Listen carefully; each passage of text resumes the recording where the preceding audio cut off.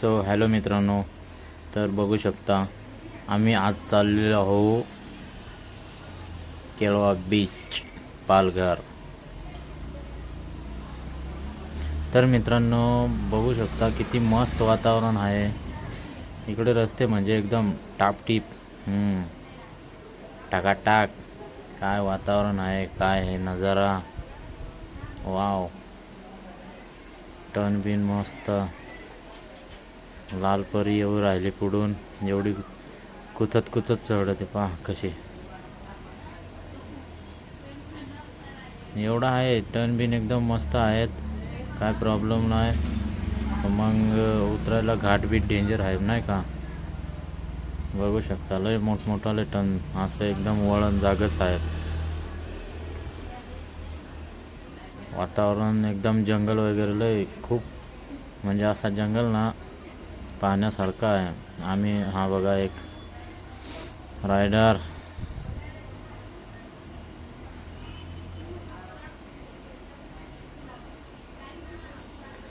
वातावरणच लय डेंजर आहे का नाही का. आईला याला काय रे झाला मधीच्याला. आता भाई त्याने उडवला असता आम्हाला नाही.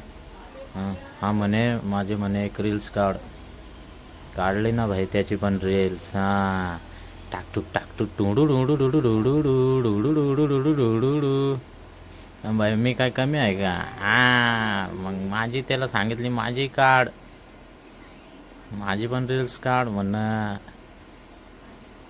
मग मी ना भाई टुडू डुडू डुडू डुडू डू.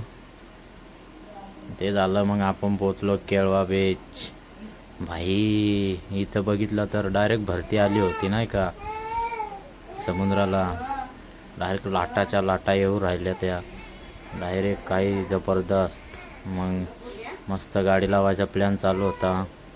गाड्या बिड्या आता लावून दिल्या मस्तपैकी. आता ना पाहायला जाऊ समुद्र. टिरिंग मस्त लोकेशन बिकेशन मस्त आहे केळवा बीचला. काय भारी, एकदा नक्की या, खूपच छान आहे. नंतर मस्त गेलो तिथं, पब्लिक बिब्लिक एवढी होती तिथं का काय सांगायचा. खूप पब्लिक होती. मस्त खेळणे बिळणे पक्के होते, पण लय महाग बरं का सांगायचे. नकबरचं खेळणं तरी 200 आणि 300, लय बेकार. खायला बियाला फ्रूट वगैरे खूप होते अशा ठिकाणी, कारण की लय महागच राहत आहे. चला तर दाखवतो तुम्हाला मस्त केळवा बीचचा नजारा. बाबू एवढी पब्लिक. आता भरती आली होती, आता परत ओटी आले. डायरेक्ट पाणी मागे होत जात आहे आता. मस्त आता आपण आंघळायला जाऊ. पब्लिक बिब्लिक लय आहे नाही का. एवढं आहे, चिखल अजिबात नाही, मस्त वाळू आहे.